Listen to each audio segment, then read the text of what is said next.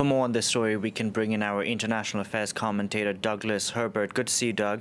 Very simply, can Donald Trump be indicted? And more importantly, can he be impeached with this? Yeah, let's separate this question into the criminal element and the political element. You have a president here who essentially has been implicated now in federal crimes, notably felony counts of campaign finance violations, avowed by his own former lawyer and fix-it man.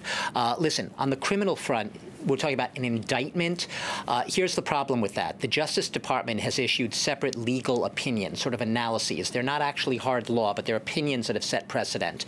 And they basically say that no, a sitting president cannot be indicted on criminal charges. It's meant to sort of protect the stability of the presidency and prevent sort of throwing the whole country and its government into chaos. It doesn't say it's impossible, but it says that the opinions itself have not been tested in court. We're in a little bit of uncharted legal territory. What we can say on the indictment count is that in the federal case in Manhattan, the Michael Cohen case, the prosecutors themselves have said that they, at this point, have no plan to pursue any action criminally against Trump personally.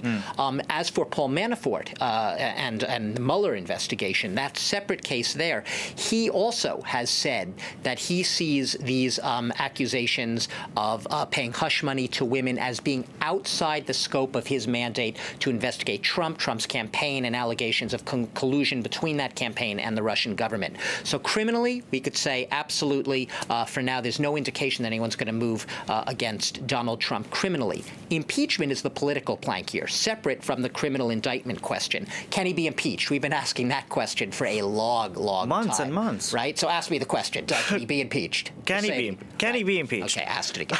And I will answer again the same way I've been saying all along. You might say that in a perhaps more politically sane or lucid America, you might have tomorrow morning, when Americans wake up, Congress, his own party, marching to the White House, sitting down with the president and the leaders of the Republican Party saying, Mr. President, we have a problem here. We would like you to consider resigning your post. We're not living in that America. We're living in an America because Paul Ryan even said he needs to study, get into more details. Mitch McConnell, basically, we've heard the phrase used before that the president has acted with congressional immunity, if not congressional impunity, meaning that so long as the Republicans in the House, and the House are the ones that initiate impeachment proceedings, so long as they not only maintain control of that House, but so long as many of them, the vast majority of them, continue to stand in lockstep behind Donald Trump and do not oppose him and do not do anything that goes against his will, we're not going to see any change. That said, we have midterm elections coming up. November. If the Democrats were to take control of the House in November, still an open question, still an if,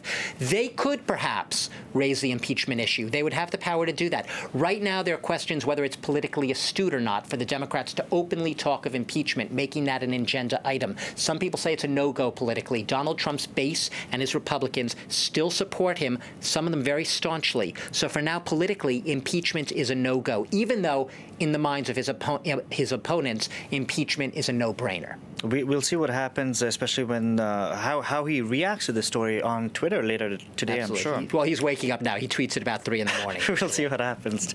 Douglas Herbert, thank you very much for that.